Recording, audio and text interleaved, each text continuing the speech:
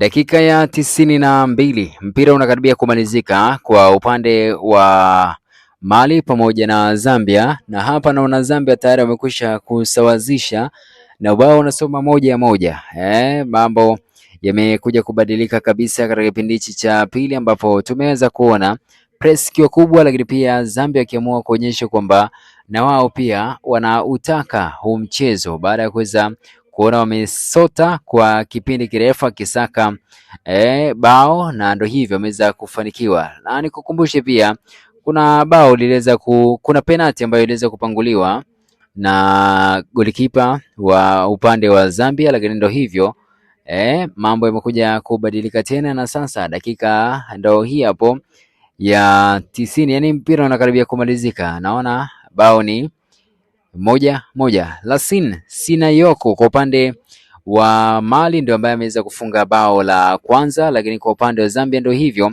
wamekuja kusawazisha kwenye dakika hizi za jioni kabisa na kuweza kulevo ule mizani na kuweza kuwa bao 1-1. So tusubiri tuone. Jana tulishuhudia mchezo wa ufunguzi kati ya Morocco dhidi ya Comoros, Morocco ikipata ushindi wa mabao 2-0. Ngoja tuone vipi dakika zote zinaweza kumalizika hivi, na tutajua ni kitu gani ambacho kitakuwa kinaendelea kwenye mchezo huu ambao unapigwa kwa sasa hivi.